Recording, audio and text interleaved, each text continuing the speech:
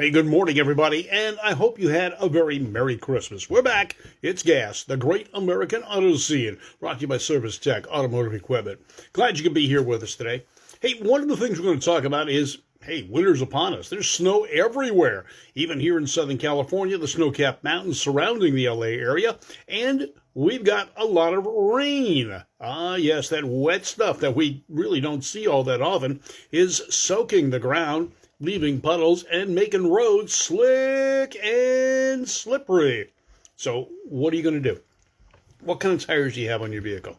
All right, let's take a look at some winter tire choices and why all-season tires really aren't all-season tires. Because, all right, they work fine in Southern California. They'll work in the wet. But you get them up in the snow, you get them in the icy conditions, they may be better than a regular tire that's not all season, but if you live in snow country, you live in areas where there's a lot of ice and cold weather, you're not going to want all season tires. And I'll tell you why. The guys at Motor Trend Magazine decided to do some testing. They started out with an all-wheel drive vehicle, have all season tires that came from the manufacturer, and then they put winter tires on. True winter tires. Now, some people call them snow tires. They have bigger grooves. They have block tread patterns that help dig into that soft stuff. But they also have different technology in sidewalls and tread patterns. Now, what this does is it helps in many areas. Cornering, stopping. And stopping's a big thing. Now, one of the things they did in on an icy surface is decided to see what's the stopping distance. Okay, stopping distance, tires, you got ABS, you got all-wheel drive.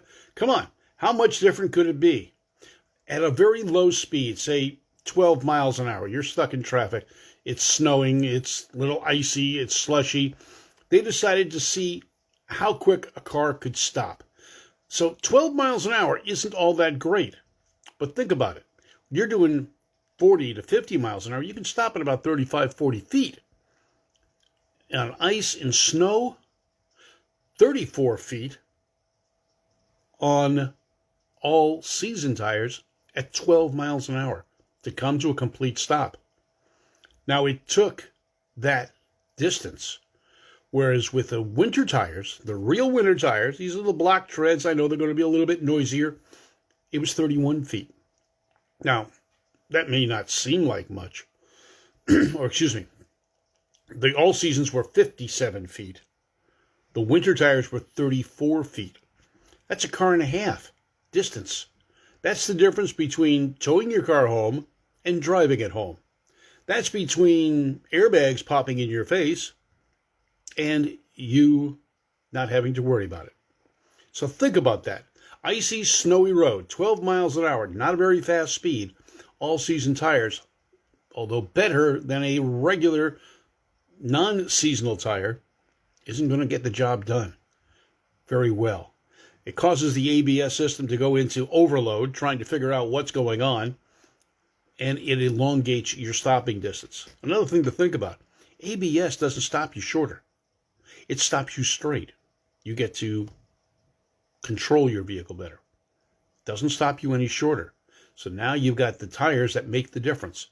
And winter tires, what people call snow tires, made that difference. Now, in some places, you can get studded tires. They've got a little ceramic stud every so often within the tread. Those are not permitted in many states here in the U.S. because they tear up the roads, frankly. They leave grooves in the asphalt, and that is a problem. But if you're in icy, snowy conditions, heavy ice, you live in Canada, you live in parts of Europe, the studded tire is a must, and it's even better than a standard tire or a standard winter tire. Now, in a 60-foot acceleration contest, same car, again, we're using a Toyota RAV4 as the example, all-wheel drive, with the standard all-season tires that everyone thinks you can use all year round, which you can in Southern California. 60-foot acceleration portion, not very much speed, took 3.7 seconds. 3.1 seconds on the winter tires. That's a lot of wheel spin off the start for the SUV with the all-season tires. What happens when you're spinning tires? You're not getting traction, obviously, but you're also losing directional stability. So let's just say you're on a road with a good crown. You start spinning the tire, the car is going to drift towards that crown. And the crown on the road normally goes to the curb. You can meet the curb unexpectedly or inadvertently and bend a wheel or a suspension part or find that parked car you really didn't want to meet. So again, the winter tire excels over the all-season tire. Now, cornering is a very serious thing too because, again, the road's got a crown surface. Some of them are banked in the turns, but it's still a matter of you maintaining control. On cornering, a test consisting of a 90-degree turn at a steady 11 miles an hour. Now, we're not talking high speeds. 11 miles an hour. The winter tire vehicle made the turn without losing traction. That's a good thing. You don't want to be sliding out on a turn. I know it's fun with rear-wheel drive cars. You get that back end hanging out at very low speeds and dirt tracking around a corner as long as there's no parked cars towards your taillight because you might meet them. But with the winter car tires at 11 mile an hour steady, no loss of traction, car went around well. The stability control on this particular vehicle kicked in and tried unsuccessfully to change the course for the all-season tire. And the vehicle got way out of shape.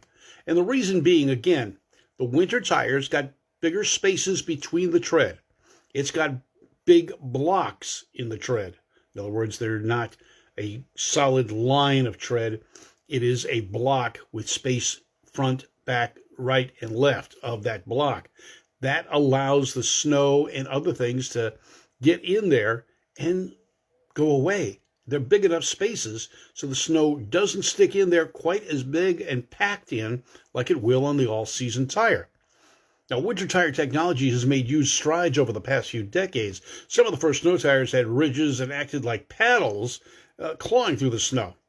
Fast forward to current technology, and there's different things. Now, the empty volume between the treads, as I just talked about, will compress the tire rather than ride on top of the snow like a paddle tire does.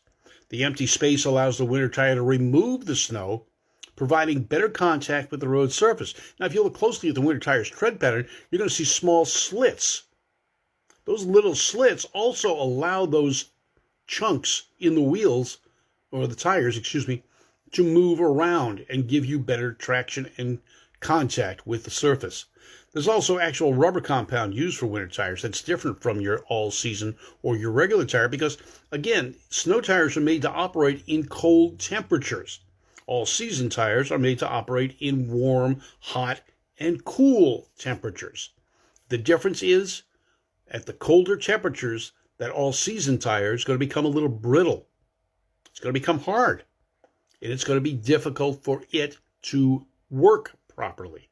The sidewall's not going to flex as well, the tread's not going to move as well, and that is also going to hinder your traction ability. So stopping, turning, starting, all affected by this. The winter tire, a true winter tire, is made of a different rubber compound, and this allows it to continue flexing and working in the cold weather. Good morning, Robin Millar. How are you doing this morning? Now, this helps, especially in freezing weather. You get below 50 degrees or 40 degrees, you're going to have some tire stiffness that's going to create a problem. Now, the cost of the winter tire is going to be a little bit greater. No question about that. Some manufacturers, even on two-wheel drive vehicles, are going to recommend that you use 4 of these winter tires on your vehicle.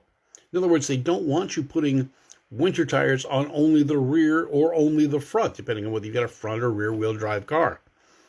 The reason being is the difference in handling characteristics.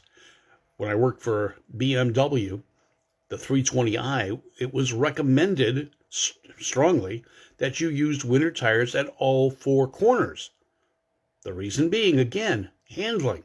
If you don't have the snow tire or the winter tire on the front, your rear tires are going to get more traction than the front, and it's going to plow or push you.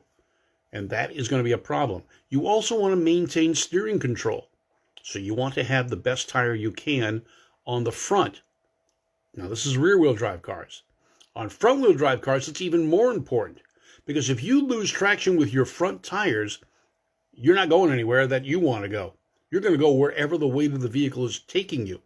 A front-wheel drive car will tend to pendulum in a turn. In other words, the nose is going to lead you where you're going to go. If you're not getting traction from the front tires, you don't have steering, you don't have acceleration. Braking, again, is another issue because of the weight transfer. On a front-wheel drive car, you've got the majority of the weight of the vehicle over those front tires.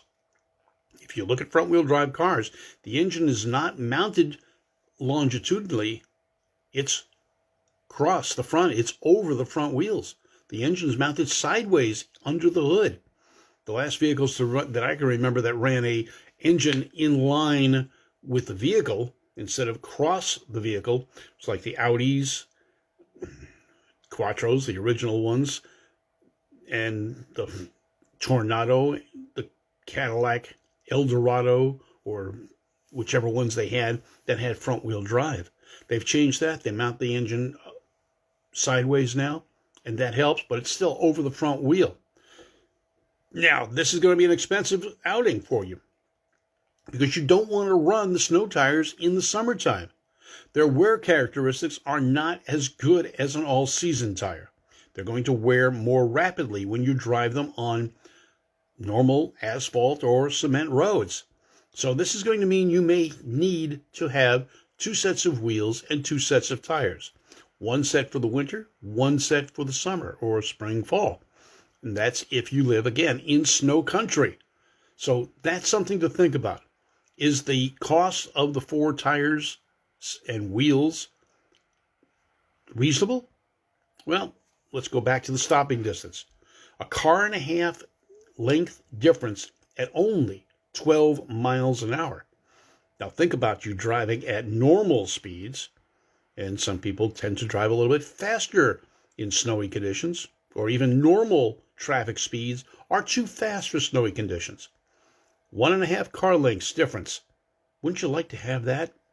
Especially if you've got to stop. And remember, 1.5 car lengths is at 12 miles an hour. If you're going 24 miles an hour, that stopping distance almost doubles. It actually almost more than doubles. So you need even more space to stop. Those winter tires are going to be extremely important. Now, I've had fun. I've driven in the snow without snow tires. And I'll be honest with you, I've never driven in the snow with snow tires. But it is a very important thing to think about if you're living in snow country, because your life depends on the rubber on the road. And remember, I want you to keep it rubber side down and shiny side up at all times. So think about what you're doing this winter. Are you going to use winter tires if you're in snow country? Or are you going to think those all-season radials are going to do the job? Really? They're not going to, guys. Think about getting real winter tires if you live in the areas that have real winter weather. Michigan, Ohio, New York, New Jersey, places I've lived that we got substantial snow. If I was living there now, I'd definitely have snow tires on my vehicle. You should too. I'm Hot Rod Bob. You've got Gas the Morning Edition. Little frostbite today in some places. Hi, Barbara Whittington. How are you? And she says the best way to avoid the problems, just stay home. And with this quarantine going on right now, a lot of us are doing just that. But there's a few of us that do have to get out and about. And you want to do it as safely as possible. I'm Hot Rod Bob. You've got Gas, the Morning Edition, brought to you by Service Tech Equipment. All the equipment you need for the shop you've got, whether you're a commercial shop or a home shop, a hobby shop. They've got the equipment you need. Service Tech Equipment in Simi Valley, California. Talk to Craig. Tell him you heard about him at Gas. Check them out on Facebook. They've got their page, Service Tech Equipment. I'm Hot Rod Bob. You have a great day.